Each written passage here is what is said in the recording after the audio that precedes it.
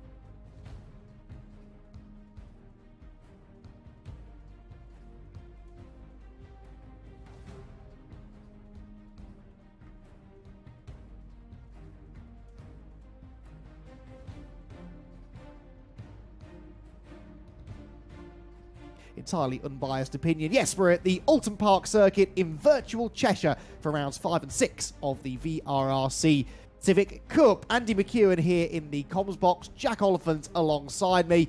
Jack, tin top racing at Oulton Park. It doesn't get a lot better than this. I know Oulton Park is a place that I clearly hold very close to my heart, and it was for an awfully long time your local circuit as well. Great that we get to enjoy the virtual version of it here tonight. Absolutely, yeah, and the islands, specifically the island layout, is really good for overtaking as well, Oulton Park, which is a bit notorious for being a little bit difficult to overtake. But fingers crossed, the Civics will probably go 3 wide at pretty much every corner and prove me wrong, which I wouldn't mind at all, of course. Of course, we've already been to Brands Hatch GP, and we were at Thruxton last week, which caused a little bit of chaos, but fantastic spectacles all round, I would say. Andy's mentioned we're here at Oulton already, and then Silverstone National next up, then Croft, where me and Andy were actually last weekend, and then Donington National to finish off the season. So, you know, if you sat here thinking, oh, well, it can't get much better, trust me, it probably will. It's been a fantastic championship. Long may it continue.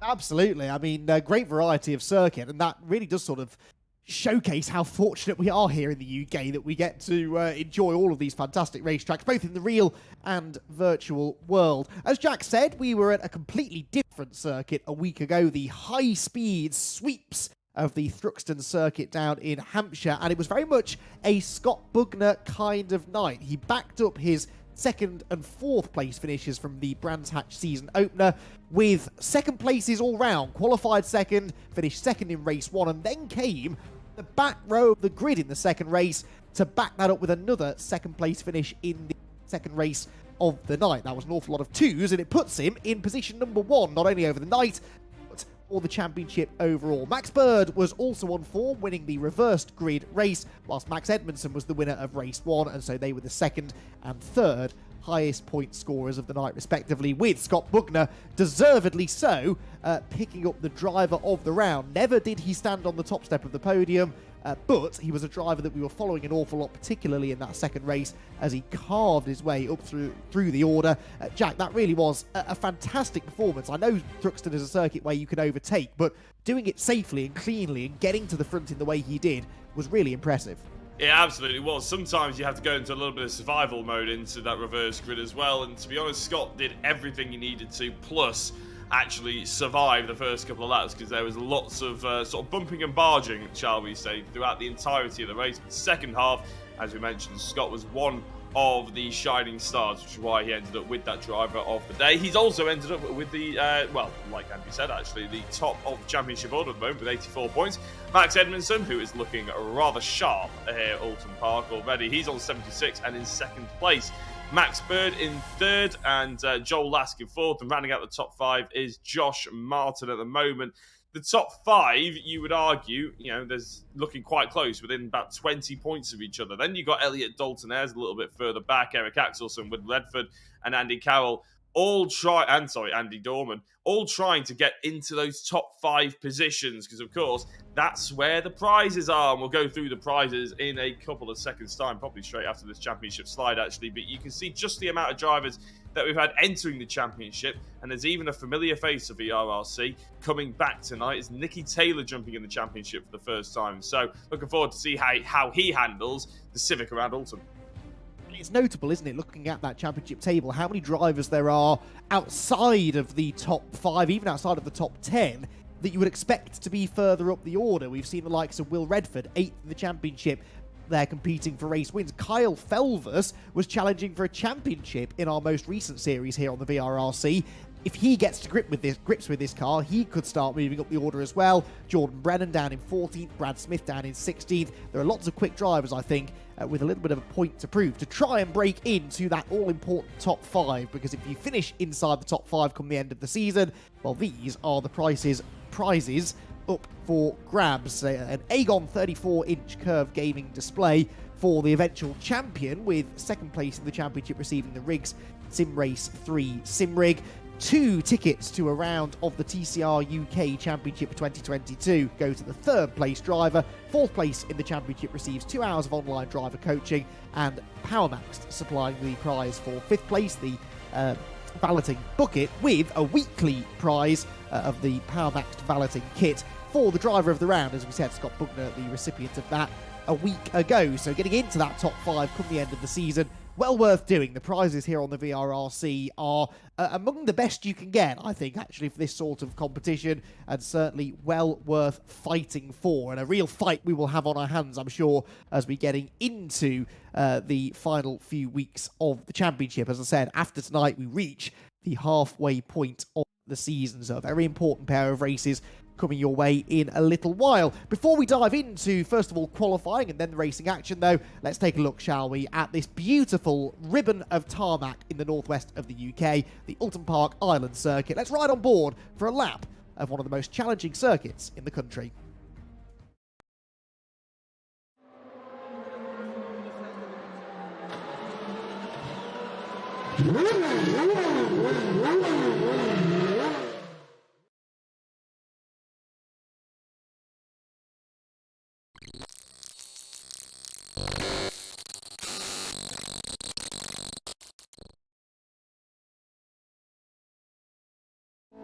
So across the line at Oulton Park here for round 3 of the Maximum Networks Civic Cup, powered by VRRC. Turn 1, very, very fast corner indeed. Fourth gear, down to about 80 miles an hour, just trying to control that little bit of oversteer on the way, and the car is quite nervous on the whole around this track. You'll see that going down the cascades here, trying to keep the wheel relatively straight on the brakes, but just feed it enough that you get a bit of that back end rotation with the rear of the car, and then you can start to modulate the throttle to get the car to pull its way out.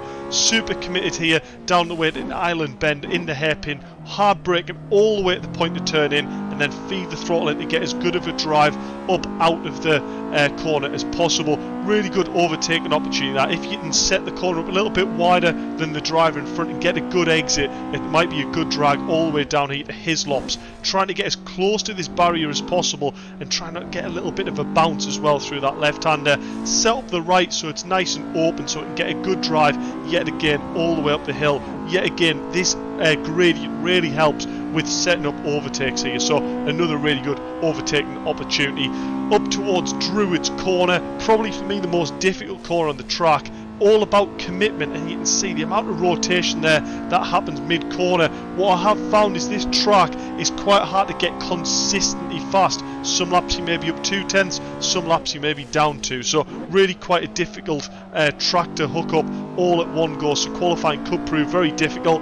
And out of the last corner towards the line, there's a lap of Oulton Park. Make sure you tune in at 7:15 on Wednesday night on VRRC's YouTube, and make sure you give the video a like and subscribe.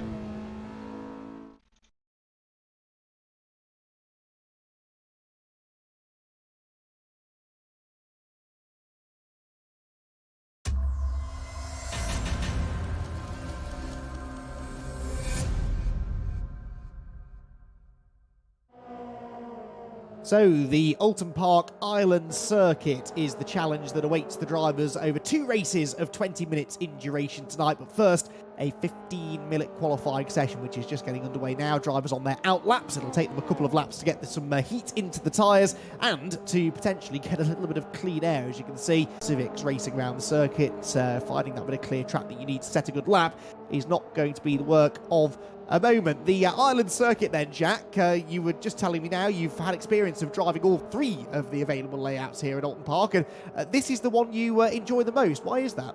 Yeah, so I did the Fosters on a track day, I believe, so the shortest conjunction of, shortest version of Oulton Park, shall we say, on a track day. So obviously that was a bit dull because it just is a slightly dull compared to the other 2 anyway. And the full international loop, although on paper it looks fantastic, I just could never get to grips with it. I could just never find my acceleration point out of the hairpin, and the chicane before you get back onto the main part of the circuit just didn't really ever flow, in my opinion.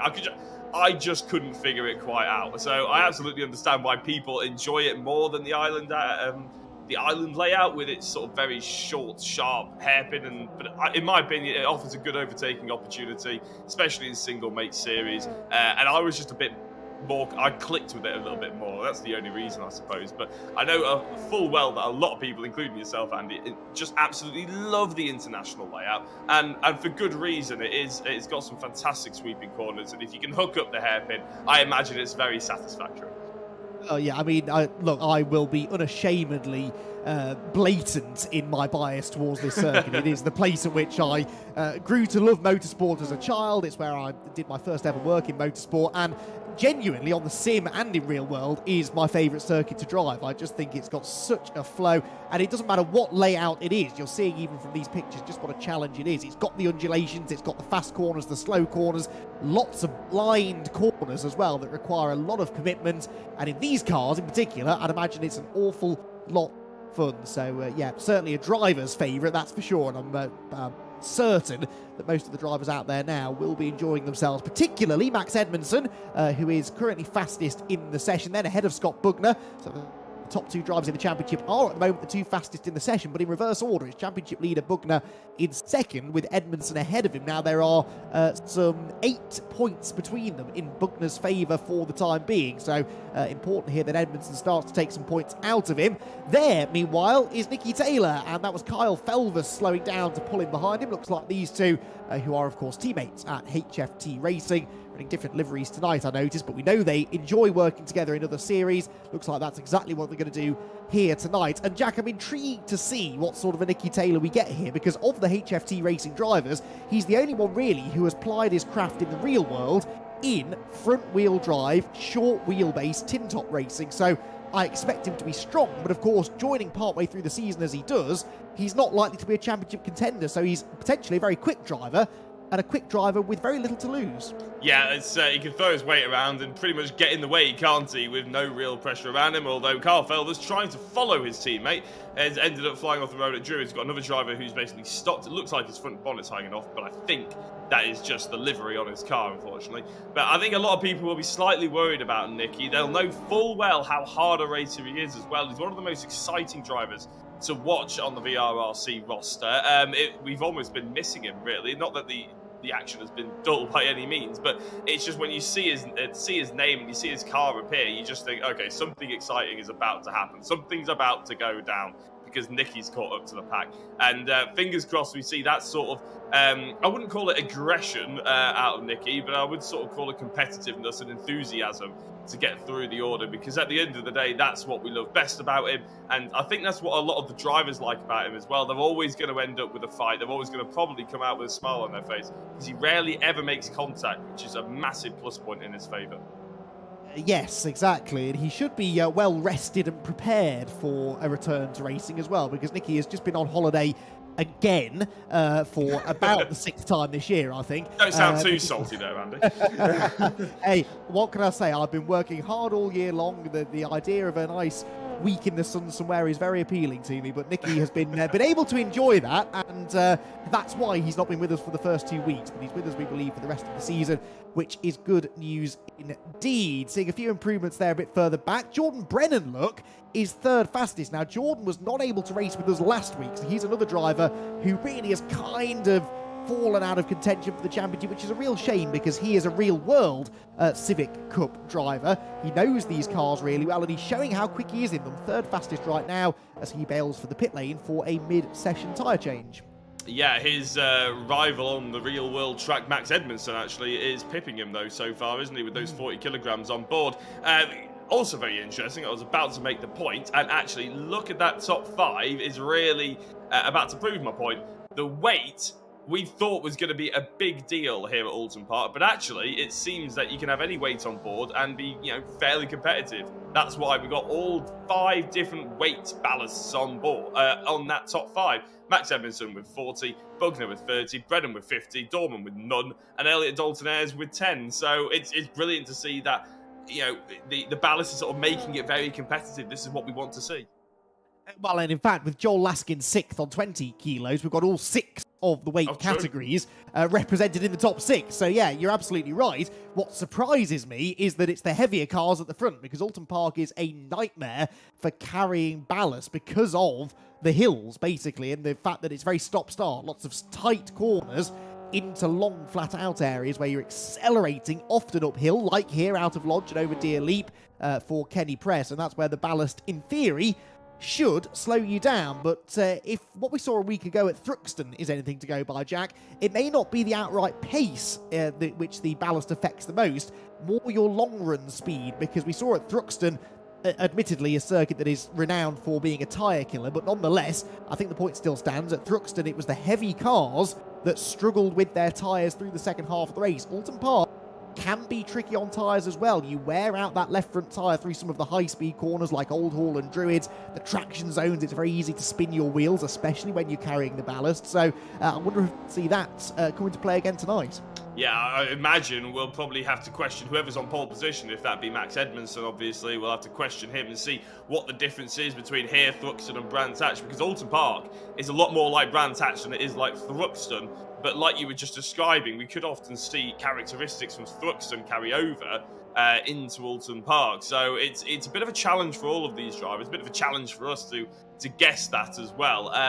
But Edmondson seems to have the 1 lap pace. I don't think there's any denying that, as Brad Smith goes past one of the drivers. I'm not sure who that was going through the island hairpin, but yeah, Edmondson with that 1 lap pace will be hard to get past, because although we've been complimenting Oulton Park, as we should, a fantastic circuit, lots of drivers love it, it is famously difficult to pass anybody here, and the island hairpin offers a fantastic opportunity into the Knickerbrook chicane. is a potential brave one, and into the last corner, Old Hall as well. So there are 3, maybe 4, if you're brave, into Druids or into Cascades, overtaking opportunities, but they're easily defended as well. So I think Edmondson, even if his tyres do go away from him somewhat, will still be in with a shot of that race victory and holding on to a good place. Yeah, definitely. It's actually something I, perhaps controversially, quite enjoy about Oulton Park. I don't like it to be too easy to overtake.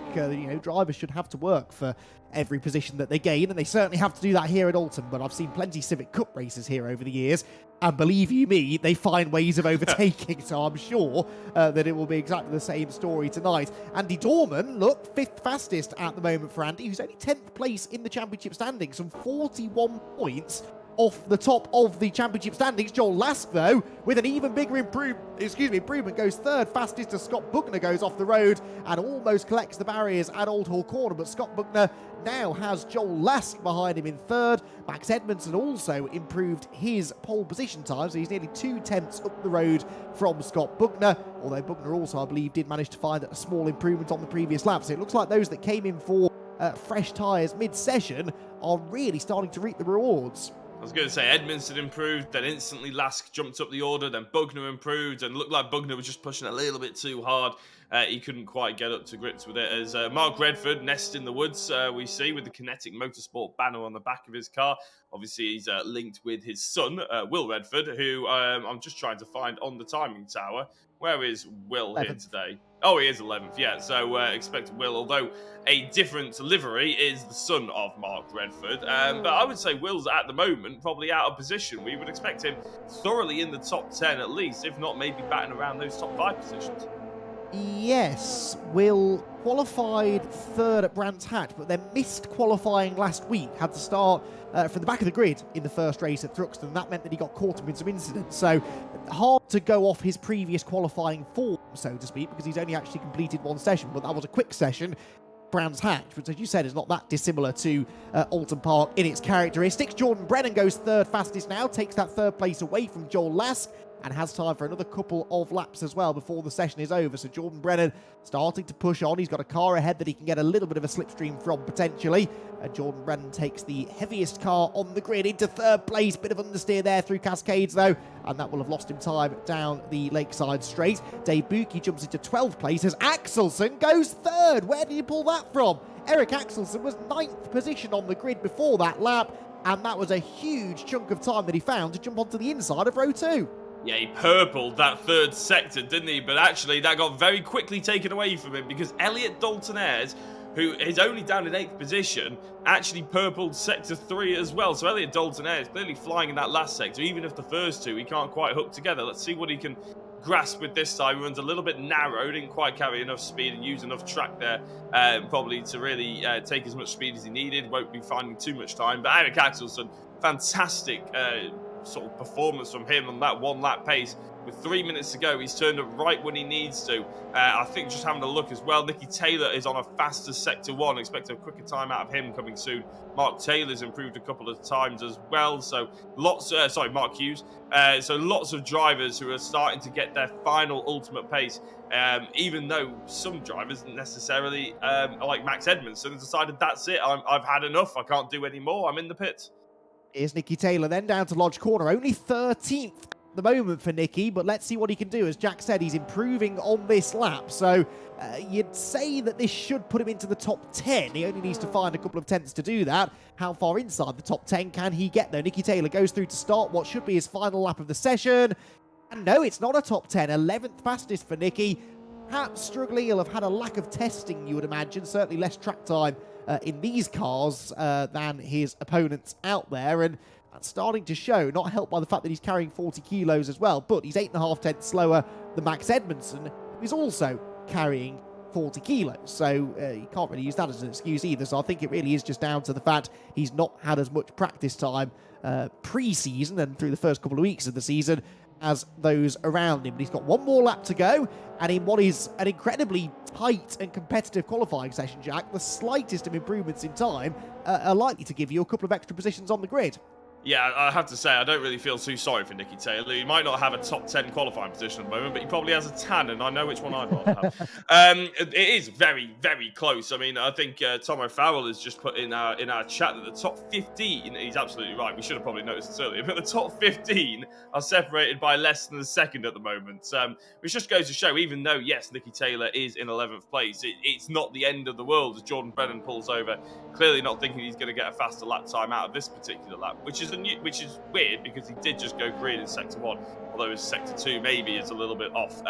He has got about 5 seconds now to cross the line, but he comes into the pit, so it's not going to be an improvement for Jordan Brennan. Unfortunately, Andy Dorman is also into the pit lane, and they've both taken the checker flag. As a consequence, this is Elliot Dalton Ayres, a green sector 1 for Elliot at the moment. We know he's very quick in sector 3, as he got a queue of cars trying to make sure they don't interrupt anybody's apex. But as the checker flag has dropped, this will be Elliot's last attempt to make it up the order, maybe battle for those top 5 positions. Andy Dorman's taken the checker flag. Max Bird has taken the checker flag. They can't do anything to interrupt the flow of Elliot Dalton Ayres right now, and as he comes across the line, how's he going to get on? Boom! Into that top 4. Elliot Dalton Ayres with HFT. We're very pleased that he sees himself in the top 5. Will Redford is the car ahead of him. He had briefly broken into the top 10, but then, yes, more improvements. See him drop down to 11th place, and Dalton Ayres 4th fastest. Really, really good effort. That now still got a couple of drivers on flying laps. We're seeing a lot of late improvements here, aren't we? And that was sort of suggested to us, actually, before we got into tonight's broadcast by Dave Marshall, who said that for whatever reason, the drivers are really struggling with an inconsistent track this week. It's something to do with the bumpy nature of Oulton Park, meant that some of them were struggling to hook together 2 or 3 consecutive fast laps. Perhaps not a huge surprise that we're seeing some improvements here really late in the session. Could we see another one here from Max Edmondson? He doesn't have to improve. Pole position's in the bag already, but it looks like he's on another really fast lap here. A 1:36.564 is his current benchmark. He goes through and improves fractionally. A 36.532 ends up being the pole position time. Pole position then by just over 0.2 of a second for Max Edmondson. He keeps his 100% qualifying record up. He's been on pole position the first 3 rounds of the championship, and we'll speak to him on the other side of this quick break.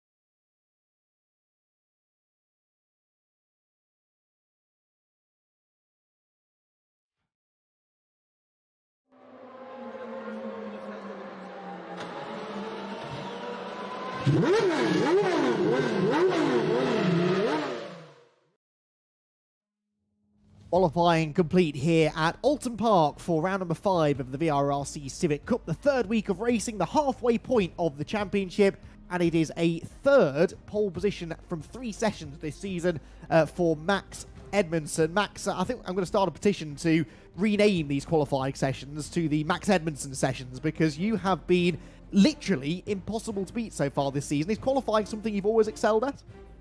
No, not really. I'm normally not this good in real life, but I'm happy with that one. First week I was 4 tenths up the road. Last week I was 3 tenths up the road, and this week I'm 2 tenths up the road. So my aim was to be 2 tenths up the road, and I did that on the last lap. So I'm pretty happy with that qualifying. So they're getting a bit closer to you then, but not quite close enough. And Oulton Park, I think more so perhaps than any of the circuits we've raced at so far, pole position is key. It's not that easy to overtake here at Oulton Park. It's relatively easy to defend. So you've got to be feeling good now ahead of this first race.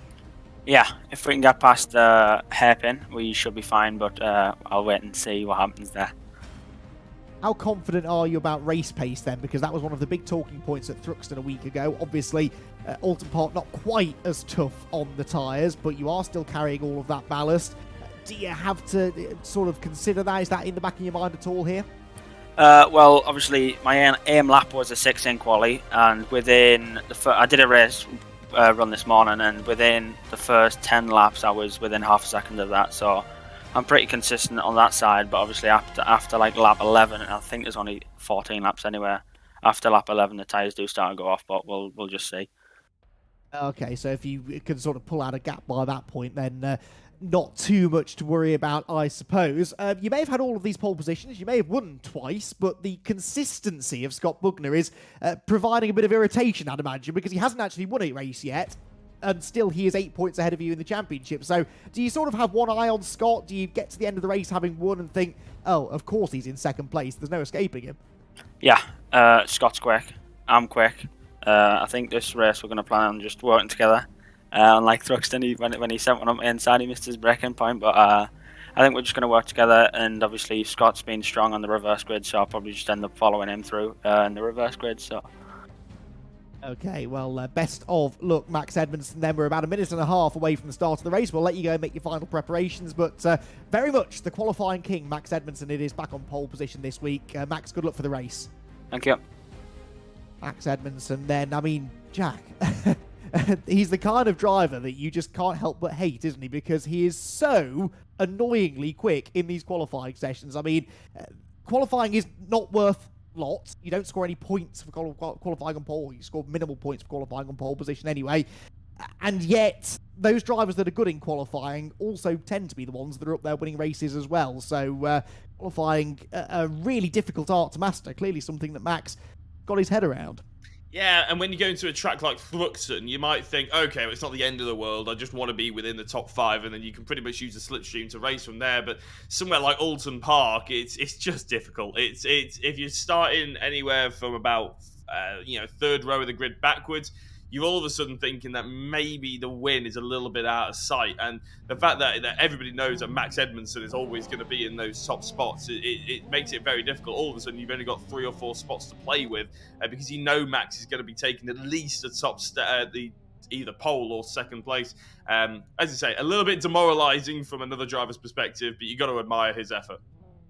Absolutely, we are admiring his efforts. He is proving to be a real star of qualifying sessions, but also has won the first race from pole position in both of the first 2 weeks of the season, so that's something else he'll be aiming to do now. He's actually yet to finish inside the top 5 in a reversed grid race, though, so if he does have an Achilles heel, that has been so far the case. Right, red lights go out. We're away in racing. Round number 5 of the championship underway. Max Edmondson from pole position on the left. Scott Bugner from second place on the right, and it's Edmondson that holds the lead from Bugner into turn 1. The green car of Axelson is third. Oh, right round the outside, someone bouncing over the grass. That was Elliot Dalton Ayres in 4th going into the corner. Is he still 4th on the way out? Yes, I think he is somehow. Side by side for 5th behind. That's Jordan Brennan on the inside of Joel Lask. And Joel Lask will keep his foot in it. Really brave stuff there around the outside at Cascades to try and hold the inside line down towards the Island hairpin. Mark Hughes is on in the Maximum Motorsport liveried car. But apart from that, Jack, a clean start.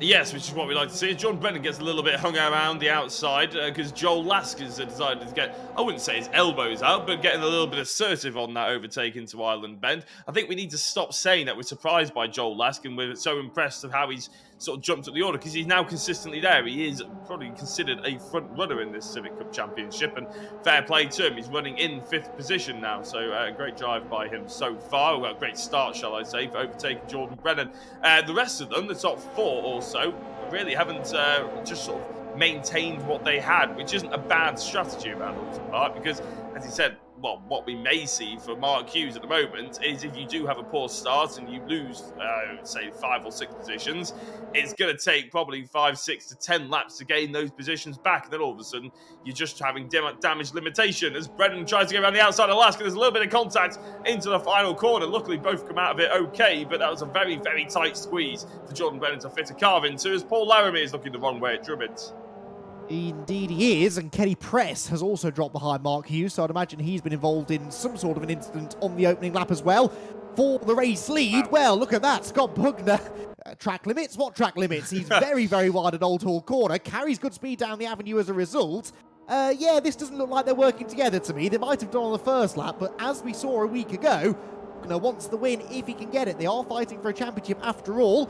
Jordan Brennan and Joel Lask, meanwhile, they're still fighting over 5th place, and this time it's Brennan round the outside at Cascades, and he's about to do to Lask exactly what Lask did to him on the opening lap. The outside at Cascades becomes the inside at the Island hairpin, and I think Brennan will go through. Joel Lask tries to tough it out on the outside line. He might still have an overlap. He does, actually. So once again, wheel to wheel over the hill, down towards the Hislop chicane. Are we seeing a difference in ballast, potentially? Jordan Brennan, I was very impressed with the fact he managed to carry it around the outside of Cascades, and then Brennan goes a little bit deep into Knickerbrook, and he's up over the curbs. Lask is trying to go around the outside of the left-hander, and that means he's on the inside for actual Knickerbrook, and he goes up the hill, and Jordan Brennan somehow got the better traction, even with all that weight on board, and they're causing an absolute massive train up behind them. This could get a little bit dicey as they go towards Druids, for I would believe is the third time. Lask having to just settle in behind Brennan for the time being. Someone sideways in the background. That was Andy Dorman, I think. Did well to save it. But yeah, that was the fastest part of the track. Not a good place to be getting tipped into a sideways moment.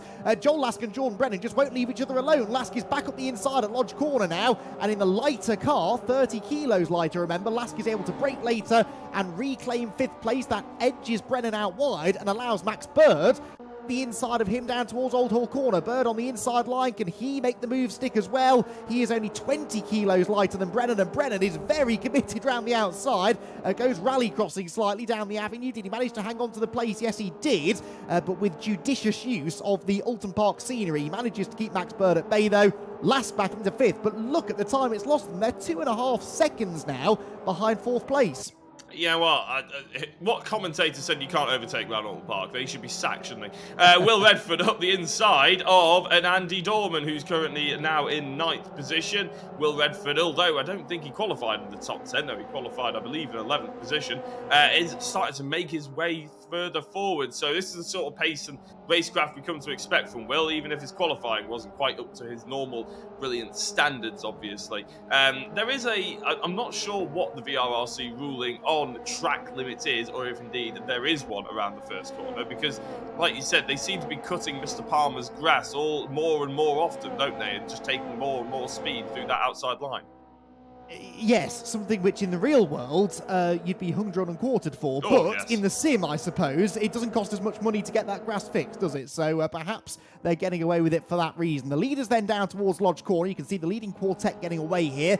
Edmondson, Bugner, Axelson and Dalton Ayres. Axelson perhaps slightly here, going back after Bugner. That gap just creeping down on this lap. Really, all of the action is happening towards the back end of the top 10 and just outside of it. Dave Buki here, who had a disqualification from the second race, I seem to recall. Yes, the second race a week ago, which was a shame after he'd had a really good podium finish in race 1, and in the second race ended up getting disqualified, so no points for him. Looking to try and bounce back again here this week, whilst John Jones is overtaken by Chris Shepherd. Now, Chris Shepherd, Jack, was the driver that you spotted stopping with damage early on in the qualifying session, so I would imagine that Chris did not manage to get a particularly hot lap in, because once you respawn back to the pits, which is what he did, as he bounces through Cascades, you're not allowed to go back out onto the circuit. So he is definitely one of those drivers out of position, trying to make progress. So him bouncing over the outside of Cascades, it looked like a Mercedes porpoising even, I should say, didn't it? Brennan and Lask are still going at each other. Brennan is now up the inside of him, going into the Knickerbrook chicane. Late on the brakes, though, goes Lask. Has he gone a little bit too deep? No, he's managed to get the car stop, a little bit of the rear rotation, but actually helped him in the end get it squared off nice and cleanly, although Carl Felders hasn't managed to do the same trick. He's actually facing the wrong way, and he needs to be really careful about rejoining the circuit. He does. He's got damage. He's down in 21st position, and it's not going Kyle's way yet again. No, he's already got a bit of a love-hate relationship with these cars. I'd imagine it's erring more to the side of hating it right now, because he's had another moment there. Speaking of moments, that's Will Redford out wide in the background. Reese Bell has clearly been in the wars as well, because the Reese Start Racing, I've just seen what he's done there. I appreciate a good name pun. The Reese Start Racing car is unfortunately looking a little bit worse for wear. Mark Redford there is battling away with Brad Smith, but it was Will Redford, I think, that I saw bouncing over the grass at Druids. He still comes through in 8th place, though, but he's one of the few drivers not to improve on his lap time that time around, and he runs wide again at Old Hall, and this time might allow Andy Dorman alongside him, because that's a big bounce as he comes back on the road. They're almost side by side, but Will Redford stays ahead. Nicky Taylor now trying to join in the fun as well.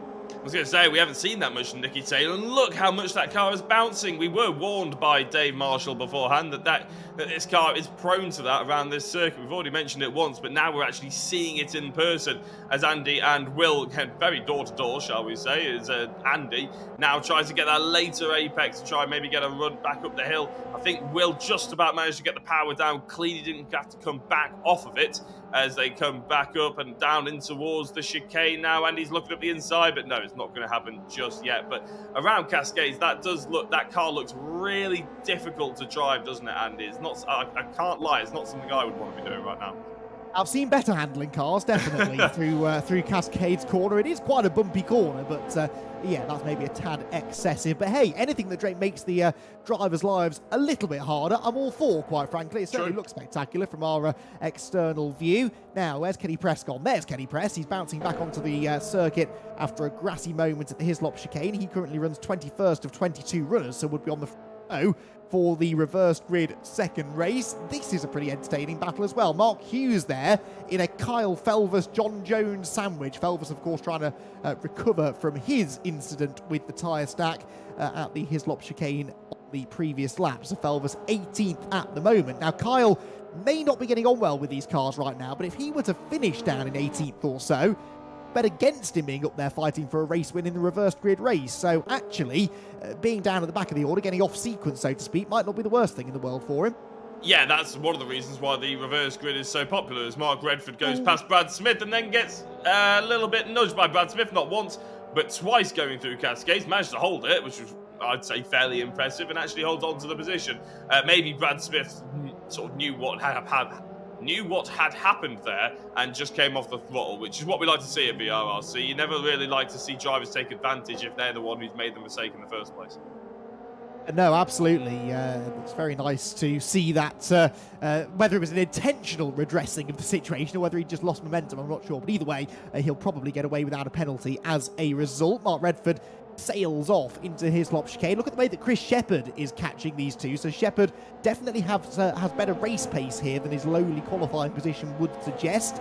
As I said, didn't get his full quota of laps in the qualifying session, but he's raced onto the tail of this group and now looks to try and find a way past Brad Smith as they make their way up Clay Hill, past the water tower and into Lodge Corner. Now, the front of the field, Scott Bugner definitely not able to live with Max Edmondson's pace at the moment, is he? So Max Edmondson looking good to take his third victory of the season. However, Eric Axelson and Elliot Dalton-Ayres are not a million miles behind Bugner, and they keep on creeping onto the tail of the second place driver, don't they? It's just a few hundredths, maybe a tenth of a second here or there, but if these two don't start fighting too hard over third, they could still have a chance at second place. I'm going to say, I think Elliot Dalton-Ayres is obviously in fourth position. He was 0.3 of a second quicker than Scott Bugner on that previous lap, hence why he's caught up to the back of Eric Axelson, and hence why he's flashing his lights to try and get past Eric as well. Maybe he's just trying to fill his mirrors, but if he really does calm things down and focus on the bigger picture, the overall finishing position of the race, there's always an opportunity for a potential not only just podium position, but a second place as well, if he just keeps it nice and calm. Having said that, Scott has actually just went and put in his personal best sector 1 and has closed the gap to Edmondson by 0.2 of a second. So this battle is not done by any means. We heard Max, he's fairly confident that he could keep it consistent for 11 laps, but lap 12, 13 and 14 might be a bit of a different story. What can Scott do towards the end of this race to make life uncomfortable for Max? We'll have to wait and see. But at the moment, the top 4 look like they're just keeping it calm for the second, but there's time in there for all of these drivers, especially Elliot Dalton-Ayres. Like, you want to stay away from those curbs, don't you? Elliot Dalton-Ayres, even on the exit of Druids, the car wobbling around all over the place as he bounced over that curb coming out of Druids. So Elliot Dalton-Ayres, one of many drivers, I think, struggling with the bumpy nature of the circuit, and perhaps that is why we're seeing some of these gaps ebb and flow in the way they are. Yeah, Bugner fractionally quicker there than the leader, but Axelson takes a full 10.5 out of the race leader. So Axelson, the green car ahead of us here, as we ride on board with Elliot Dalton-Ayres, is actually the quickest of this group for the time being. Whether that's he's going to be able to put that together to challenge for second place or better, we'll have to wait and see. Right, speaking of challenging, this is Will Redford under attack from Andy Dorman here. Redford on the right, Dorman on the left. The next corner, though, is a left-hander look, so it favours the blue and white Kinetic Motorsport car on the inside line. That doesn't deter Dorman, though, who keeps his foot buried onto the throttle and manages to carry good speed even on the grass out of Cascades to get the inside line down at the island hairpin. Redford isn't going to like that, but there's very little he can do about it. Dorman goes through. 8th place now belongs to Andy Dorman then, and he makes his way up the hill. Andy's best finish in a race so far this season, 6th in the first round of the season at Brands Hatch, so he's not doing quite that well at the moment, but on course, it would seem, for another solid top 10. I think if Will watched that back, he'd probably be thinking he was a little bit kind to Andy on the exit of Cascades. But to be honest, I think he did the right thing. You know, you don't want to be, you want to be sort of like challenging or making the other drivers sort of do something they're uncomfortable with, but you don't want to drive them off the track and make them crash, obviously. That's not the aim of the game. So Will was very respectful. He might look back and think, oh, that's a little bit too respectful, but I think it was the right thing to do, and he drove really well there. We're actually jumping back forward. I think this is because the timing tower on the left-hand side is going a little bit haywire. We just want to go and make sure that it's still Max Edmondson, Bugner, Axelson, then Elliot Daltonez. But actually, it might not be, because on the road, look at this. Elliot Daltonez, as they come across the start-finish line, is really putting Axelson under pressure for the first time with 7 minutes to go. Daltonez on the inside. He runs a little bit wide. Axelson keeps his foot in. Axelson getting a little bit weavy, actually, trying to get the car under control. He keeps ahead and keeps that podium position for the time being. But Elliot Daltonez showing real intention here, and look at that, the front two have just pulled away. Yeah, this will be frustrating for Axelson and Daltonez, because as we documented, they were fractionally closing in on Bugner ahead, but now that is all gone. Any chance of them catching the top two is gone, you'd say, with 6 minutes and 20 seconds left to go. And yeah, that gap now 2.5 seconds between Bugner second and Axelson third. Axelson did well there, though, to hang on to that third position, to be honest. With that extra bit of ballast that he carries, he was still able to outbrake Daltonez into Old Hall. Ran a bit wide on the exit, but as we've said, most people are doing that, so I don't think he'll get in any particular trouble for it. Through his lops into Knickerbrook corner. Nicer line there for Axelson, really. He pops it up onto two wheels, but he took a wider entry into Knickerbrook. That gave him a bit more speed up the hill. Daltonez now closing in slightly with a bit of a slipstream, and he's flashing his headlights, which, Jack, I'm sure you'll attest to, is worth at least an extra 20 horsepower. Oh, easily, yeah. No, it makes all the difference just flashing your headlights. No, obviously, it's a psychological mind game. Some drivers it actually works really well against. It's not for something I like to do, but as he looks up the inside, that'd be a big lunge, that, Andy. I think that would be very optimistic. I'm thinking Jason Plato is that sort of thing he would probably try and do, and in fact has done in the past. But yeah, flashing your lights like Elliot Daltonez is here. It is just a case of reminding the driver ahead to get out your way, and as you're going into a braking zone, trying to distract them, trying to make them look in their mirrors. Not something I ever did, but equally I was concentrating far too hard to think about what my headlights were doing. Mark Redford just ends up coming off worse in that corner. I'm not sure how or why, but I'm guessing it was something to do with a battle between himself, potentially Reese Bell or Brad Smith. I'm not sure really, but we do see him getting back on circuit, which is nice. And Carl Felder's still sort of wavering down in the late teens. Yes, indeed. So I'm still trying to get over the fact that I just heard the name Jason Plato in the same sentence as the word lunge. That just doesn't sound right to me. Yes, I'm hearing reports it was Brad Smith that was involved in that contact there with, who was it, with Mark Redford. So it looks like, Redford is not going to be particularly happy with that, but the situation redressed. I think Brad Smith lets him go, and Mark immediately goes back on the attack. Up the inside there, Kyle Felvers. Now, I know the car is damaged, but yeah, not really the performance we're used to seeing here from Kyle, unless he's boxing clever and thinking about that reverse grid race.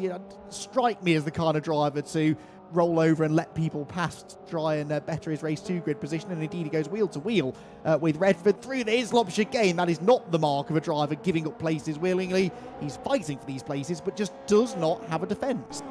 No, maybe there's a little bit of damage on the front of that car, but I think just generally just doesn't get on with the car too well, to be honest. And he'll probably be grateful to see the back of this championship. I'm not sure what the next championship will be. We tend to announce that and finalise it when we go into the final round of the season. Up until that point, the VRRC wizards that be, the likes of Dave and Rich. They're all trying to work out what the best car is, what maybe would be the most popular and all this sort of thing. But I think Carl Fells will be hoping it's a rear-wheel drive, put it that way, as he's going wheel to wheel with Mark Renford again. And look at the run that Brad Smith has had as a consequence. So although they are wavering in the late teens, it's still giving them a good race all in all, isn't it, Andy? They're probably still enjoying this, as a big lunge comes from Brad Smith on Kyle. There's going to be contact. Is it going to be enough to upset Carl Felvers? No, he keeps his foot in as Elliot Dalton-Ayres gets into the podium positions.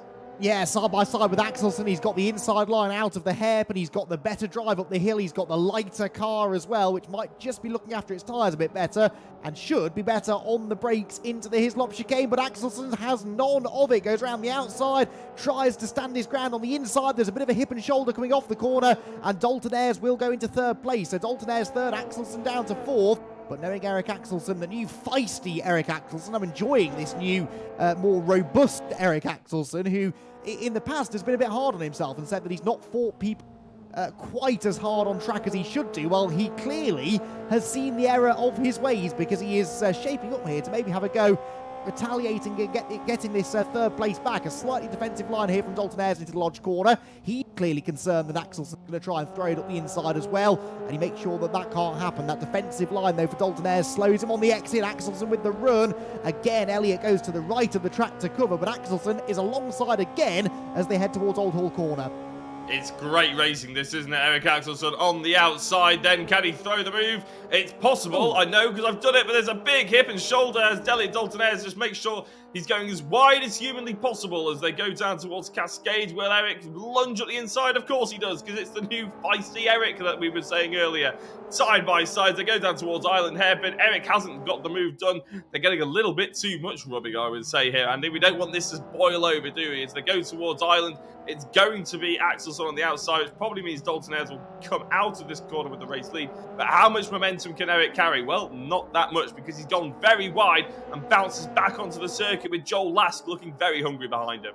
Yeah, well, look at the way that Lask and Brennan are catching, and Max Bird as well, for that measure. We may be on to the penultimate lap of the race here, but it's soon to be a five-car battle for the final podium place look. So this is getting very tasty indeed. Andy Carroll, meanwhile, trying to get around the outside of Josh Martin here. This is the battle for 11th place. See, that's the best defensive tactic around Oulton Park. Just drive sideways everywhere, and then there's no way through for the car behind. That certainly seems to be the tactic in use by Josh Martin. Carl Felvers, meanwhile, still can't shake off Brad Smith and Mark Redford. Redford's ahead of him, and now Brad Smith goes past as well as they head through the Hislop chicane. So Brad Smith, who himself has been in the wars a little bit, and Mark Hughes, in fact, all four of these cars have been off the road at one point or another, and still, as you said, enjoying a terrific battle. It may only be for 16th place, but it's just as close, in fact closer indeed, than the battle for the race lead. Well, it's a 16th position, but they'll be hoping, if they stay like this, obviously, that they'll be having this good a fight for the race lead in race number 2 with that reverse grid, obviously. This is Max Bird and Jordan Brennan's little battle that they've got to chase up to the back of the podium places, because, of course, Elliot Dalton-Ayres and Eric Axelsen's little battle has caused them to lose an enormous amount of time, and Joel Lask and Jordan Brennan to be very interested in trying to take it off of them. This battle between Lask and Brennan, though, Andy, it's been raging since the first lap, and we're now on the final lap, and it's still not entirely decided. Lask has been brilliant in his defence since getting this position, but Brennan, we know he's a wily racer. We know how hard he is, and he times everything to perfection. So I don't think Lask can really take his foot off the throttle at all, or switch off with concentration at all, because Brennan will be there to pounce. Yeah, they really have been sort of magnetised to each other all race, haven't they? Literally from they started on the same row of the grid. They were side by side into the first corner, and they may well be side by side into the last corner of the race. Max Edmondson, though, hasn't really had to go side by side with anyone. He is losing time on this final lap. That could be the tyres. It could just be the fact that he knows he's got this pretty much in the bag, because Max Edmondson is only one turn away now from converting pole position to a race 1 victory for the 3rd time in the first 3 weeks. I don't think I've seen that happen before here at the VRRC. If it has happened, it was a while ago. This time it is Max Edmondson who is able to do it. Then pole position, a race win. This is becoming a bit of a formality for Max, who takes a few crucial points out of Scott Bugner. It is Edmondson that wins, Bugner second, Elliot Dalton-Ayres, after a fighting battle there with Eric Axelsen, gets the better of him for 3rd, Axelsen 4th, Lask 5th, Brennan 6th, Bird 7th, and Andy Dorman in 8th place with Will Redford, and Nicky Taylor rounding out the top 10 positions. So no change in the order there on the final lap. Let's see what happens in some of these battles further back. Reece Bell brings what's left of his Honda Civic across the start-finish line. Mark Redford will be next ahead of Brad Smith and Mark Hughes. They actually separated themselves a bit over the final lap. And it looks, Jack, like we're going to get all 22 starters to the checkered flag. We have not been able to say that all that often this season, it must be said. So actually, although there are 1 or 2 walking wounded, really good driving standards in that race. I wouldn't expect you said it many times when commentating at Oulton Park generally, No. actually, to be honest. But it's nice to see here, obviously, at VRRC. But we're going to cut to a very short advert break, and then we'll have a chat to our podium sitters.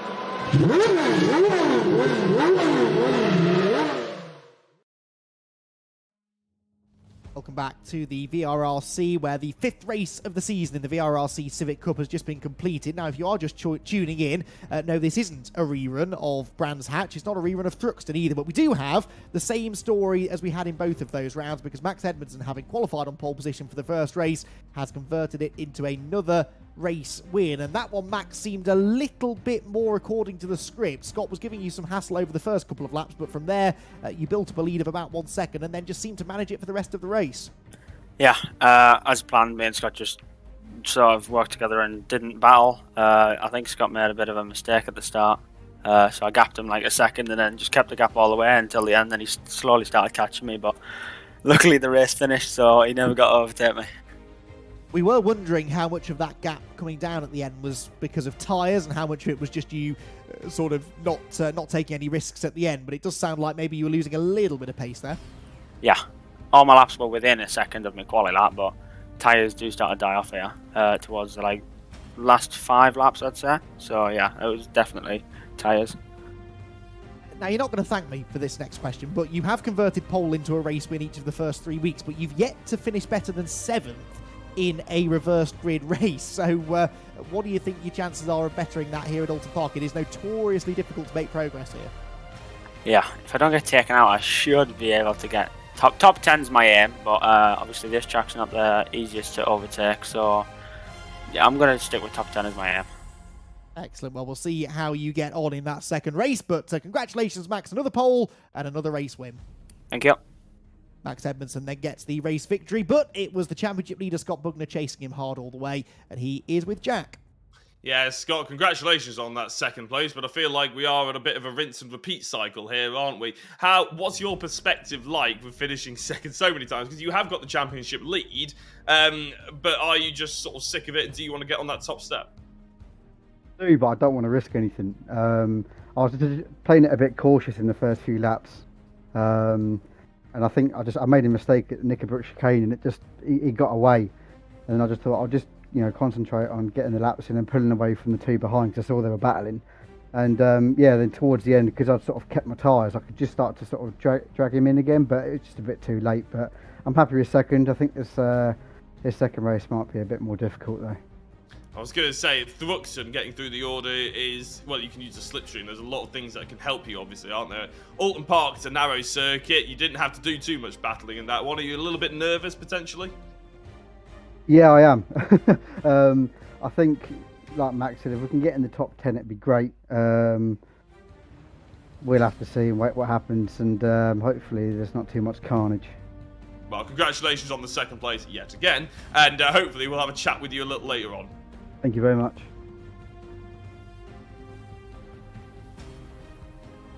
That was Scott Bugner coming in to have a quick chat, and we've got Elliot Dalton-Ayres as well. Elliot, 3rd position for you, but a fantastic battle. Unlike the front two, you had a bit more to think about. Yeah, me and Eric had a massive battle, and then down to the hairpin, I pulled a big lunge and kind of held him out, but it's Eric, so he fought back, but I managed to get in front of him. You had obviously had a long battle with Eric, which was fantastic to watch from our perspective, but it did bring Joel Lask and Jordan Brennan and the likes back into play. Were you a little bit nervous that you were wasting too much time?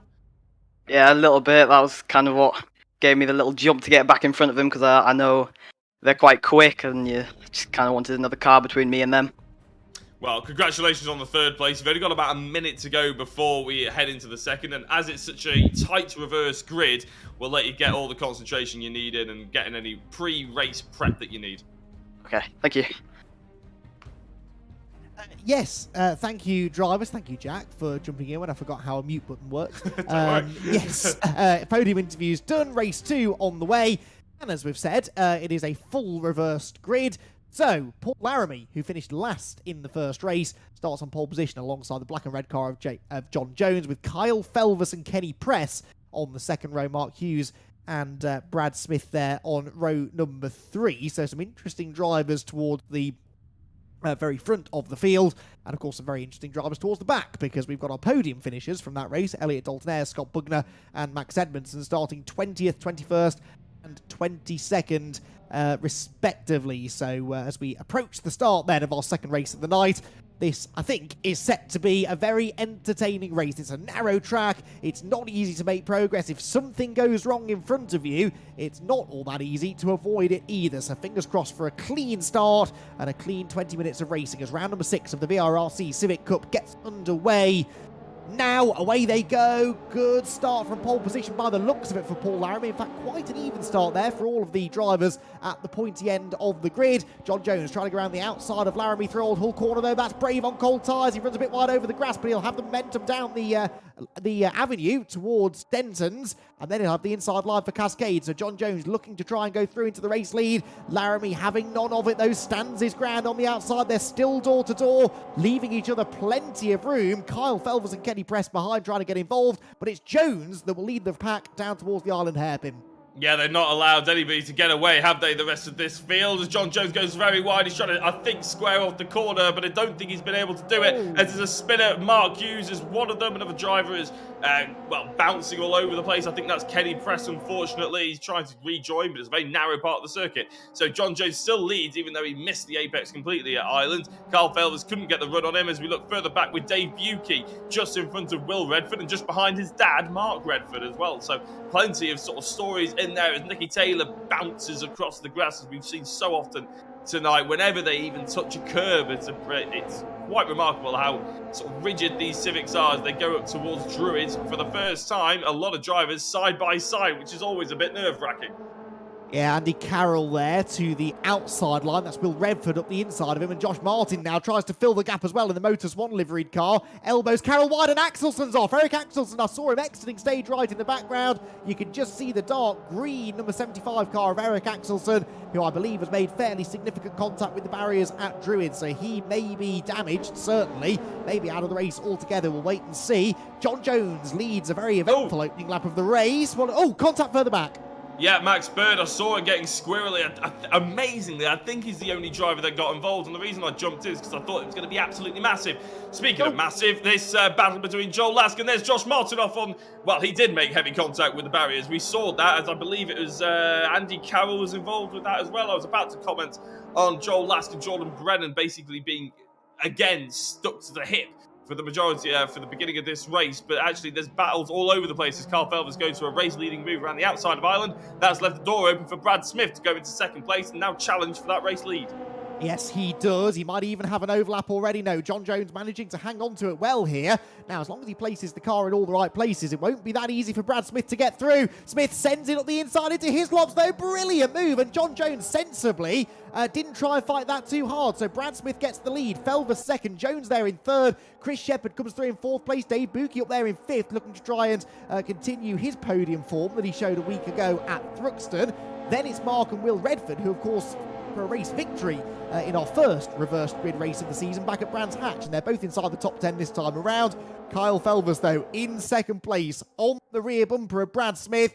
This is Felvers' best opportunity this season for a win, and he knows it. He draws level with Smith, but that's the outside line into Lodge Corner. He won't try and go right around the outside there. Instead, he'll try and square off the corner, get to the throttle earlier, carry better speed over the hill, and that is exactly what Kyle Felvers has done. That was brilliant racecraft. He's bought himself a ticket to the inside line now at Old Hall Corner, and he surely will go through. Brad Smith, though, we know there's grip on the outside line. There isn't when you get nerfed out wide, though. Felvers will get the lead. Smith down to second place, and John Jones now has an awful lot of pressure from Chris Shepherd and Dave Buki for third. Personally, I don't think Brad Smith... Oh, Dave Buki is not in third position. He's in a tie wall and actually hit a marshal there. We do always thank the Orange Army, but luckily we don't have to take him to hospital on that one. Carl Felvers then, I don't think Brad Smith really has much of a case in terms of... I don't think he really got nerfed out wide too much, but I think he's just pushed Carl Felvers through the island hairpin, and maybe we'll get him back here. But as they went through the first quarter, they were pretty much door to door, and Carl Felvers had the apex. Smith just ends up running a little bit wide, but it looked like there was a little bit of a push on the apex there, which allowed Brad Smith to get back up the inside of Felvers, who's now going for that, again, side-by-side action at the Hislop chicane. As Smith goes wide, I thought he was going to ruin the run, but in fact, they're still there. I can't quite believe they haven't crashed yet, Andy, but Felvers is now in the race lead. Very rarely do you see cars go side by side through the entire Knickerbrook complex without making contact, but that's exactly what they did. Oh, John Jones over the curbs as they went towards Druid's Corner, rattled down the side of Brad Smith's car, and that is absolutely music to the ears of Kyle Felvers, who immediately finds a 1 second advantage over the squabbling pair for second place. Smith still second, Jones third. Fourth is Will Redford now, bringing his father Mark through after Chris Shepherd there in sixth had a moment at Druid's Corner. So the Redfords moving up the order together. They might just have the pace here to challenge the top three. Yeah, and I was trying to have a look back and see how our podium sitters from race 1 got on, but to be honest, there's too much action that's going on. Edmondson's ahead of Bugno there, 8th and 9th for Jordan Brennan in 10th, by the way, if you are curious, but just look at the action that's on in front of you right now. It's absolutely brilliant with Mark Redford just behind Will. You said that Will had been dragging him along. Well, now they could potentially go for a podium position move, because John Jones, who may well find himself at this point in the race, start to become a cork in the bottle as the front two have pulled away quite significantly. I did like the fact that John Jones wasn't silly during that period of the race, because there could have been a massive pile-up between himself, the other two, Carl and Brad, and then obviously cause a massive 20-car pileup, because once you start crashing at the Hislop chicane, there's not really much you can do, especially as it's a bit of a blind corner, and the cut-through area is not that easy on a set of course to get through either. It's pretty much blocked off by tyre barriers. So yeah, nice to see everybody's been sensible. However, we may well end up seeing a bit of contact. We did sort of see contact. We didn't see a big crash though, luckily. Paul Laramie rejoined safely. Yeah, that was Andy Dorman, I think, who whacked the tyre stack in the red and white car. So Dorman now in danger of losing 13th place to Reese Bell. But again, that could have been quite a lot worse through his lops. Bell on the inside line there in the sort of leopard print car, but bravery in bucket loads for Dorman around the outside means that he actually manages to hang on to that 13th spot as they head for Lodge Corner. John Jones is sideways. That takes him out of the podium battle, and then further contact with Nicky Taylor as he rejoins. That's a real shame for John Jones. He finds himself pointing the wrong way in a dangerous position, exiting Lodge. I was about to make the point that his best finish of the season so far was a 12th place in this equivalent race, the reverse grid race at Brands Hatch. He was on course to better it, and not anymore, isn't there, because he dropped pretty much to the back of the pack. Now, this is the battle that has all triggered, because as he bounced off Nicky Taylor, so it delayed a few other drivers. Chris Shepherd there is just ahead of the yellow car of Taylor, the green car of Mark Redford, and look who joins the party now. Championship contender and 3 times a race winner, Max Edmondson. No one so far has managed to win both races in a night. You'd have put money, Jack, on it not happening at Oulton Park, but Max Edmondson doing his best to prove us wrong. Yeah, 12.5 minutes. You can't really write it off, because that's the race leader in Carl Felvers, who doesn't like front-wheel drive cars. Brad Smith and Will Redford haven't necessarily had the pace. And as Mark Redford and Nicky Taylor go side by side, that may well leave a door open. for the top 3 in race 1 to just nicely slide on through. Speaking of sliding on through, Mark Redford gets very sideways. And again, that will leave the door open. How can the podium sitters get on with this one? Edmondson, in fact, I think all 3 of them will get past Mark Redford, but they're not going to get past Nicky Taylor just yet. We know how hard it is to get past Nicky Taylor, as they're going to try it, though. Straight away, Edmondson up to the inside. Oh, Druids, and there's a touch on the outside of the grass there by Mark Redford. I think he pretty much did that to try and cause a bit of self-preservation, because otherwise it may have been a big lot of contact, but Nicky Taylor just basically gets off the throttle, hits the brake early, and says, you know what, I don't need to be involved with this fight. You guys go ahead, I'll enjoy myself back here. Because Nicky Taylor is not a championship contender. He knows what it's like to be a championship contender and have guest drivers or drivers who are only doing a part season getting involved and ruining your championship. He didn't want that to happen, so sensibly there, I think, backed out of that battle, but that does now put Edmondson 5th, Buckner 6th, Elliot Dalton-Ayres then of the podium finishers from race 1. Remember, he finished 3rd in that first race. He's the one that's not making the progress, stuck down in 11th. Now, that is at the back of this group, and that might now become 10th as Nicky Taylor rattles out wide over the exit of Cascades. But yes, he's not making quite the progress that Edmondson and Bugner are. Now, will they continue to work together, these two, to try and catch the cars ahead? As you made the point, Jack, we still have over half the race to go, just under 11 minutes left here, and they're only, 5 seconds or so off the race lead. They've got a few cars to pass, and at the moment, it looks like they're not working together because Edmondson defends that 5th place from Bugner into the chicane. That will lose them time, though. Yeah, they're not teammates, are they? But whenever we do an interview with them, they do tend to say that they're working together in somewhat. So I'm not sure whether they're in constant communication or whether they're going to be potentially, just in between races or during practice they practice together. I'm not entirely sure. But either way, it'll be very interesting to see how they approach this, as Brad Smith is approaching the tyre barrier very quickly, unfortunately. And that was contact with Will Redford. So that is big news, because that's one of the top 3 already out of the way for the drivers who were chasing them down. And that's big shame, because Brad Smith was driving so well.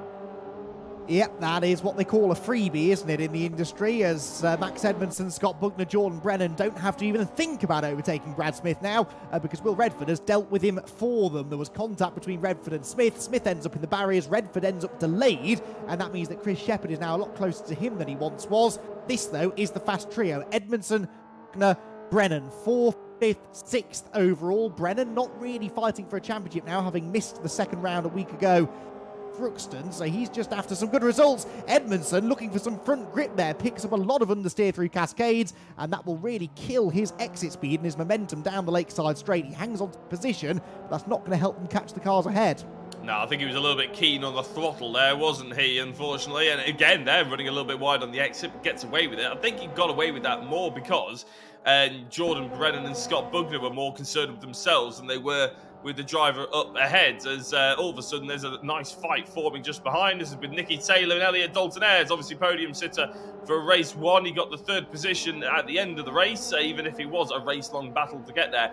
He's got his hands full just trying to crack into the top 10 and stay there at the moment, because not only does he have Nicky Taylor just ahead of him, he's got Andy Dorman, who I believe currently has the fastest lap of the race, just behind him. So that is not a foregone conclusion that Elliot Dalton-Ayres is just going to move forward and latch onto the back of these 3 drivers. He's going to have to work hard for it. Yes, he certainly is. Speaking of working hard, Max Edmondson here really having to work hard to keep Scott Bugner at bay. Now, as things stand, I can tell you, after the first race, Scott Bugner is only 2 points ahead of Edmondson for the championship lead. So, yeah, absolutely no chance they're going to work together here. Whichever of the 2 finishes highest up in this race is likely to leave Oulton Park as the championship leader. That was a big squeeze from Edmondson. Bugner's up the inside down to Old Hall Corner. This is a key moment in the championship. They can't afford contact because Jordan Brennan is right there with them as well. And it looks like actually Brennan might benefit from this, because it's Edmondson that hangs on to the place, and Bugner, delayed off Old Hall Corner, ends up losing a position. But yeah, that's how close it's getting in the championship now between those 2. And actually, as both the cars ahead of him run wide, Bugner has another chance to retaliate as they head towards the hairpin. Yeah, he's going to be late on the brakes, but he will be on the outside. Is there a Civic-shaped gap that he can manage to squeeze onto at the apex? No, there isn't, but he carries really good momentum ahead of Jordan Brennan, who has those 50 kilos on board. And, of course, that is 20 more than Scott Bugner does. Maybe that's just hindering his exit out of the island hairpin and allowed Bugner to just get his car squeezed in there. Really good racing from all, though, it has to be said. Very entertaining, as Joel Lask no longer fighting with Jordan Brennan, obviously, but it looks like he's fighting with the tyre barrier and may well be fighting for the rest of the race to keep his car out on the track, because that looked like a big hit on his front left suspension. That's quite big news as well, because Lask is 4th in the championship, in fact level 3rd in the championship with Max Bird. Neither of them having a particularly good race now. Bird 11th and Lask way down in 18th now with a damaged car, as you said. So a few of the championship frontrunners actually having a little bit of a tough night of it here at Oulton Park. Kyle Felvers, I remind you, still leads the race. 7 minutes to go with Will Redford in 2nd. Chris Shepherd 3rd, then Edmondson, Buckner, Brennan the order for 4th, 5th and 6th. Mark Redford then is in 7th. We're on board with the 8th place driver Nicky Taylor as he tries to make the move into Old Hall Corner. But again, Mark Redford there with the significantly lighter car, slightly better acceleration over Deer Leap and across the start-finish line. And Nicky Taylor really having to work for this. They both bounce wide over the grass, and for the time being, Redford hanging on. Yeah, he is hanging on, isn't he? He's doing a good job. His car looks a little bit battered and bruised, but do you remember the reverse? Oh my days, that is a big save. That was very good by Mark Redford. A little bit of damage on the car maybe, or just the fact that the tyres are going off, or just the fact that maybe he just got the corner slightly wrong. Either way, the door has been forced open for Nicky Taylor to go up the inside because of that poor run out of Cascades. But it could have been so much worse for Mark Redford there. Really good save. Now, his son Will, I would argue, is starting to reel in Carl Felvers here. That lead gap is down to just under a second. We'll keep one eye on this as this battle continues to rage for 4th. That's Bugner now ahead of Edmondson. That has big championship implications then. Bugner back ahead of Edmondson, and that will allow him, if it stays like that, to extend his championship lead by a couple of points as we head to the next round. Paul Laramie is pointing the wrong way at his lops, and he'll rejoin behind Dave Buchan, Joel Lask. So pretty much towards the tail end of the field. But yes, lots of really, really fierce competition out on track, not just amongst the podium runners and behind, but all the way down the order. Here comes Nicky Taylor back to the outside of Mark Redford, who knows exactly where to place that car. I really thought he'd allowed Taylor through at the hairpin, but somehow Redford is still ahead as they arrive at Lodge Corner, and Nicky Taylor getting backed up now into Elliot Dalton Ayres slightly. Yeah, which is obviously very happy for Elliot Dalton Ayres as he starts flashing the lights for, again, I'm guessing to try and put the drivers off ahead of them. Either that, or I think some of these drivers just have the flash headlights mapped to their accelerator sometimes, because they seem to be doing it every single opportunity. But it's going to create a really nice little battle between 3 drivers who are known on VRRC for being tough to fight against, as well as Elliot Dalton Ayres goes very, very wide, basically takes off. This isn't Donington Park, we don't have a runway nearby, but it looked like Elliot Dalton Ayres was attempting to take off there as Josh Martin takes advantage and slots his way through.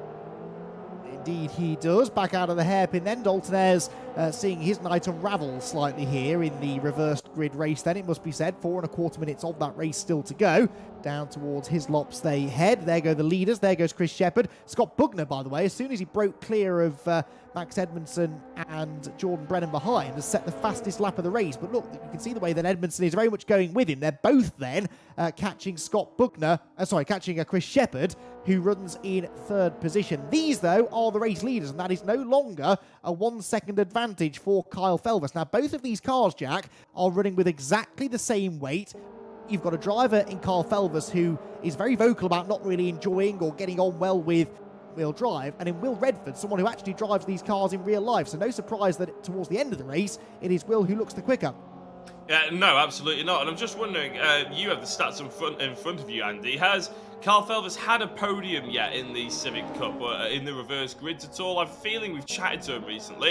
That's a big sideways moment for Scott Bugner. And again, massive championship implications as Chris Shepherd is absolutely catapulting himself up ahead of him. And not in a good way, it has to be said. Bugner holding on to this 4th position. Jordan Brennan overtaking Max Edmondson, who may well have just been held up with Bugner coming back on the circuit. Yes, indeed. He's now going to try and get back Brennan as they head out of Cascades. Brennan, interestingly, went immediately to the left-hand side of the road out of Cascades Corner, not bothering to defend the inside.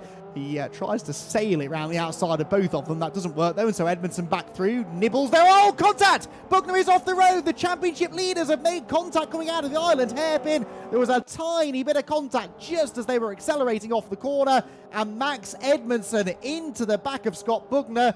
Might Edmondson live to regret that? Because that was certainly one of those little bits of contact that can get looked at after the race. Now, it's possible that it was a three-way bit of contact as Brennan got into the back of Edmondson, but either way, championship leaders making contact, and Brennan looks like he might be pulling out of the way there for Bugner, is he? Let's just keep following that up the hill. Was that Bugner going back ahead of Brennan? Yes, it was. So perhaps Brennan does feel that he was perhaps more to blame for that. Yeah, and it's sort of what some of the messages we've been hearing elsewhere as well, that potentially it was a three-way little scrap that ended up causing the contact, put it that way. So Brennan clearly doing what he feels is best, which is allowing Bugner back through, which is what we like to see. Again, we saw that potentially in race number 1. Drivers taking responsibility on straight away, not... Hopefully it won't go to the stewards now and they can just settle it down. It's obviously not what Scott Bugner wanted. He wanted a nice fair fight with Max Edmondson, and I think he was ahead of Max Edmondson when it happened. But there's 1 minute and 30 seconds to go. There's still a long way to go in this championship. Speaking of a long way to go, 1 minute and 30 seconds doesn't sound like a lot, but when you're talking leading a race for the first time this season, Carl Felvers will think it's an absolute eternity. Will Redford goes to the outside, tries to square the corner off, but this battle has all of a sudden ignited. It absolutely has. Right then, over hilltop we go. A lap and a half to go. Where does Will Redford try and make the move? He's had a go at the hairpin. That didn't work. Has another go down into his lops. That also does not come good for him. So Kyle Felvers, who knows how to defend a race lead, he knows how to win championships, let's remember, may not be getting on well with this car, and in fact it shows there as he runs wide out of Knickerbrook corner, and this is Will Redford's opportunity. The Kinetic Motorsport driver is alongside Felvers as they crest the rise at Clay Hill, and that gives him the inside line for Druids. It looks like it is time up as the race leader for Kyle Felvers. Redford goes through. Now Felvers realistically has one shot at getting back at him here, and it's into this next braking zone at Lodge. He forces Redford to drive defensively down the inside of the road. Felvers turns in late, gets that late apex, tries to get the run down through the dip, and over dear leap, he's not going to be level as they get to the start-finish line, but he does have the momentum. Look, again, he forces Redford to defend as we go on to the final lap of the race. Jack, it couldn't be closer. Yeah, I think you said he's got one opportunity to make this move, and I think he's proven you wrong, because look at that, Will Redford goes very sideways on the apex, and this allows Carl Felvers to potentially get back up to the inside of the flat out right chink there as we go down into the braking zone. It's very wide by Felvers. Is he going to keep it on the white stuff? He just about does. I thought he was about to fly out on the grass there, but he managed to keep it all pointed in the right direction. Luckily, he didn't get the move done on Will Redford, but he's still going to have half a lap to go. A last lap opportunities ablaze here for Carl Felvers as he go wide into Ireland. Will Redford going a little bit of defensive manoeuvring there, just stopping on the apex to don't allow Carl Felvers to get the run down towards his slots. Perfect defensive driving there from Will Redford, who's obviously a driver of these cars in real life. His first full season, in the Civic Cup is this year, and it looks like he's been driving them for a long time here on the sim. Yeah, he's keeping it on the white stuff really well. He's holding on to the race lead, and Kyle Felvers, I think, might have run out of opportunities now. Felvers yet to get a podium this season, though, so second place would still be a really good result. Will Redford, of course, was actually the winner of that reverse grid race at Brands Hatch. I completely forgot that he held on to win it. So he's on course, actually, to become the first driver not called Max Edmondson to take a second win of the season. Down to Lodge Corner we go. Look at the way that Felvers' car is bouncing and sliding around into Lodge. He is wringing that Honda Civic's neck, but it's not quite going to be enough for the race win. It is a second race victory of the season for Will Redford and Kinetic Motorsport. A brilliant race of the season, that for me, here at Oulton Park. Felvers second, and Chris Shepherd gets himself onto the podium as well. That is also his first podium finish of the Civic Cup season. So a couple of drivers appearing at the front of the field at the end of the race, at least for the first time. Now, for the championship contenders, Edmondson gets fourth, Bugner fifth, and Jordan Brennan had to follow them home in sixth position. We'll ignore what Dave Buki's doing for now. Mark Redford seventh, Nicky Taylor eighth, Max Bird ninth, Elliot Dalton Ayres. That was jolly good.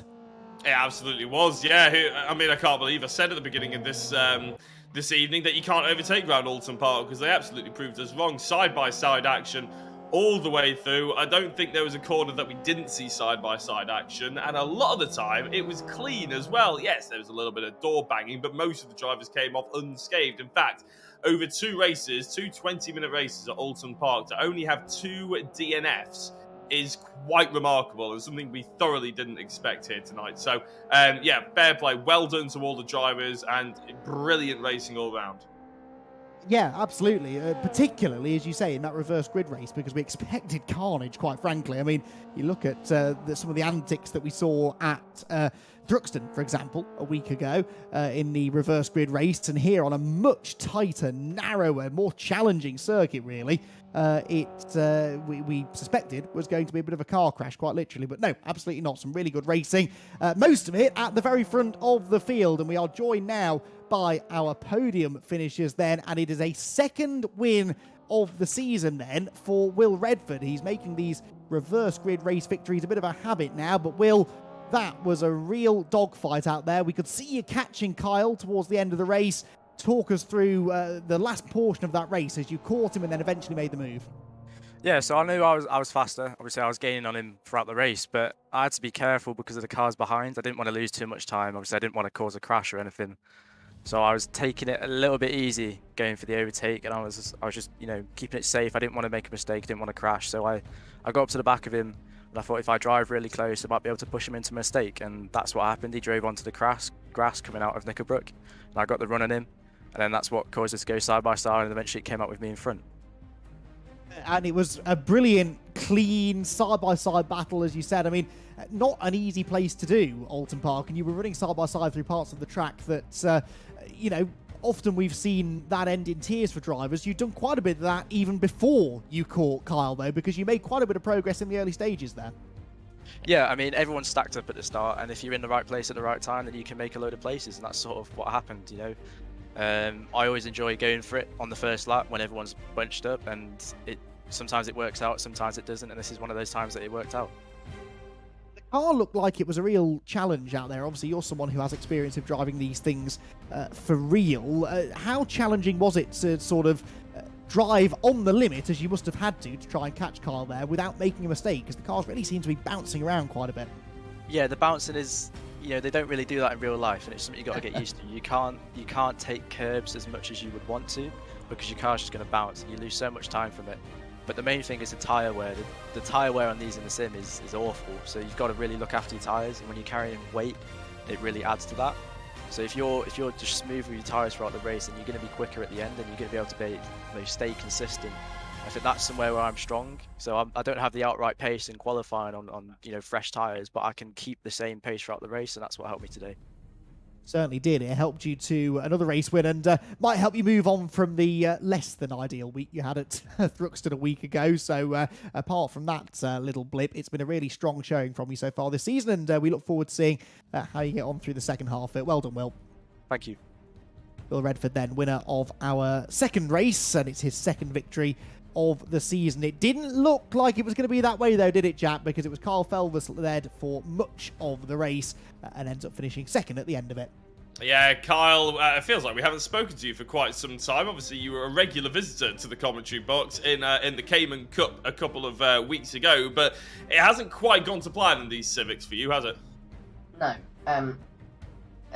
I don't really know what to say apart from I hate front-wheel drive cars with a passion. Like, the tyre wear was ridiculous, and I knew Will was way quicker. So I was just trying to drive a clean race, to be honest, and not make too many mistakes. And yeah, I just hit a curb, sort of, and went onto the grass and tried to stay with him, but didn't crash, so it was just best to just stick behind and get the P2 finish and bring it home safe to the commentary box. I was going to say, with your adverse view on front-wheel drive cars, to finish on the podium, whether it be a cause of a reverse grid or anything like that, is still a massive achievement then, and something you must be fairly happy with.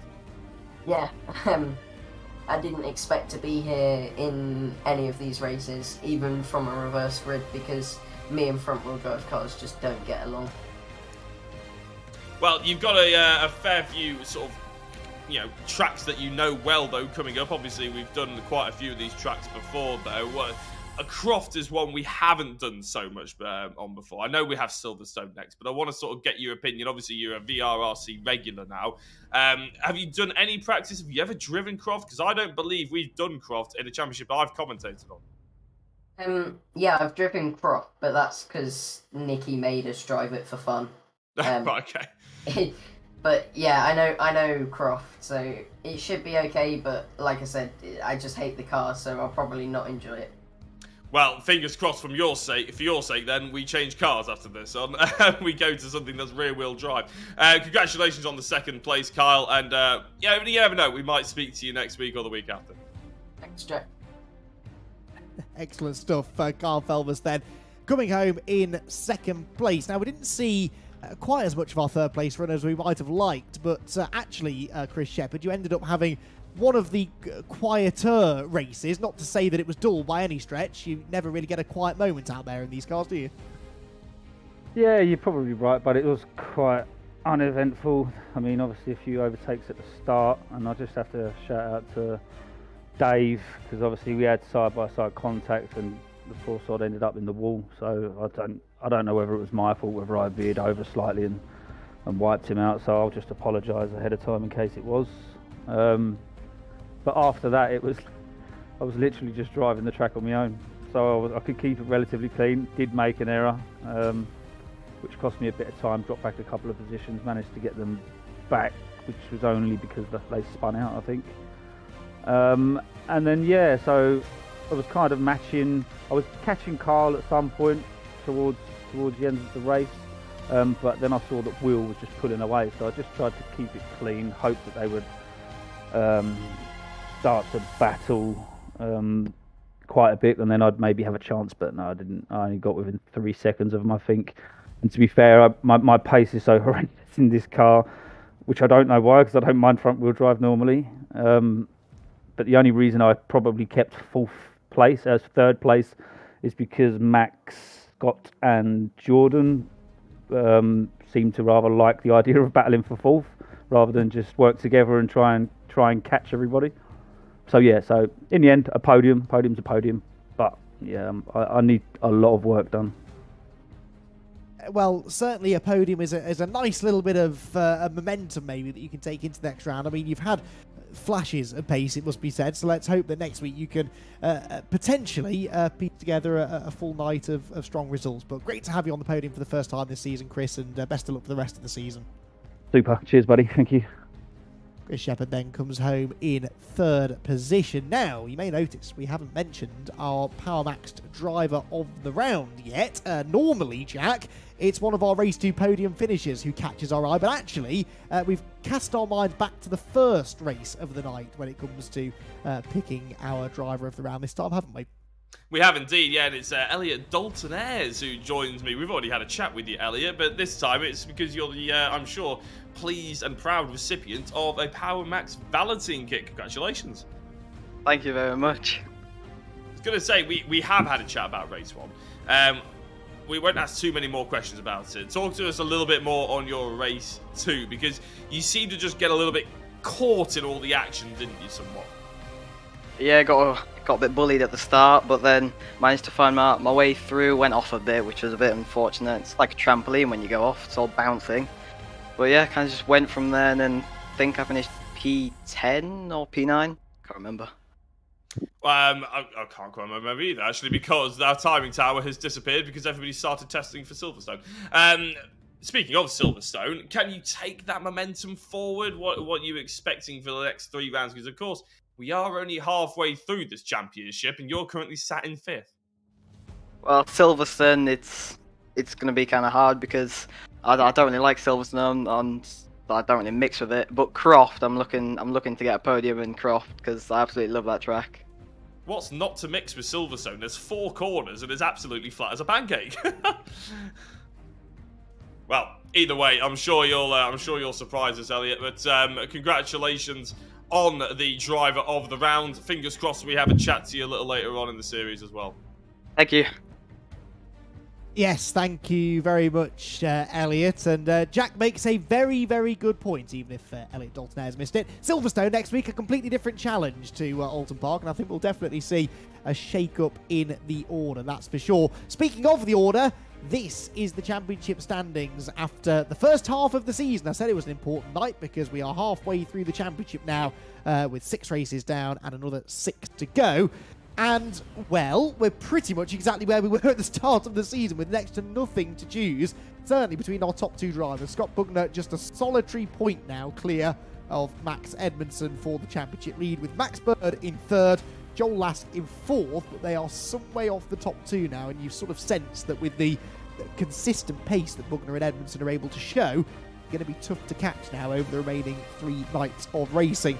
3rd to Lask, though, is only 7 points. Lask back to Elliot Dalton Ayres, only 4 points. Dalton Ayres then a single point ahead of Will Redford, our most recent race winner, who's getting himself very close now to those all-important top 5 prize-giving positions.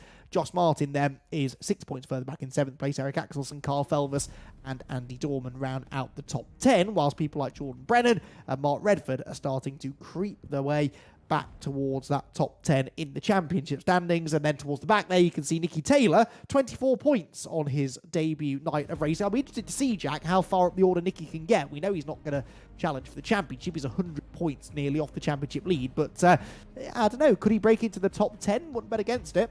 Yeah, no, absolutely. I always liked watching Nicky Taylor race, and what I really liked tonight as well, which we don't often see, is he was a guest driver, and he's all of a sudden in that race to reverse grid, he saw the drivers he was racing against, championship contenders, lining up line and stern to try and carve through the traffic, and he just thought, you know what? You guys can have this one. I'm just here to enjoy my racing, and he sort of jumped out of the way a little bit, which is nice to see. Obviously, because we like to see racing, but we don't want to see people being taken off for no good reason, especially as Oulton Park is such a narrow track. But like we mentioned, Silverstone is not a narrow track. There are only about 4 corners in total. I wasn't lying. You can see them on the track map there for round 4, ironically. But it should offer us another challenge, another potential slipstreaming track with the likes of Thruxton, obviously last week, showing us just what these cars can do when they get into the slipstream. And then off to Croft on the 1st of June, and of course finishing the season off at Donington Park National. It's been a fantastic evening's worth of racing, and I believe we can very quickly have a look at what else is going on VRRC, and indeed, here it appears. Casual sim racers, you'll enjoy Forza Horizon 5. You can join the Discord, VRRC Discord, to have a chat and see everything that goes on with Forza Horizon 5 here at VRRC. If you enjoy the championships that you see here on a weekly basis now on VRRC, then you can always get involved by joining the Discord or going to the website. They also do time attacks. I believe they're even doing a special Bridge to Gantry or something, or whatever it's called. I think it's a Nordschleife Tourist Harten run in a BMW M2 at the moment. For the prizes of that are actually 1st, 2nd, and 3rd. They're all for varying degrees of monitors, I believe. So there's 3 monitors up for grabs, 1 for 1st, 1 for 2nd, 1 for 3rd. So that's a really cool little cool competition to get involved in. And they have the fun races on a Saturday night, of course, as well. That's free to anyone. You don't even need to be a member of VRRC. You don't need to know anybody who's involved. Just click the link down below to the website and it'll show you how to get involved with the fun race. Then you have a set of Corsa Competizione weekly endurance races. You have Dirt Rally 2.0 weekly stages of Rallycross, and I believe we have iRacing starting up soon as well. So basically anything to wet your whistle here at the sim on the sim. VRRC have you covered. Yes, they do, and absolutely recommend that you jump on to the VRRC Discord, where it's a great community of people always happy to help you as well if you have any questions when it comes to what you should be doing if you want to get involved in sim racing yourself. That is it though for Oulton Park tonight. Half of the championship done already. It's flying by, and just a single point separating our top 2 drivers in the championship. Be sure to join us in a week's time, same place, for our 4th night of racing at the super fast, super exciting Silverstone National Circuit, where myself, Andy McEwen, Jack Oliphant, my co-commentator, Dave Marshall, our race director, Andy Ringland, the clerk of the course, and of course Tom O'Farrell on the broadcast. We'll all be here to help you bring you the best of the action from the 4 rounds of the championship. Well, Oulton Park certainly has served up a pair of hugely entertaining racing. What does the second half of the championship have in store for us? Join us next week to find out.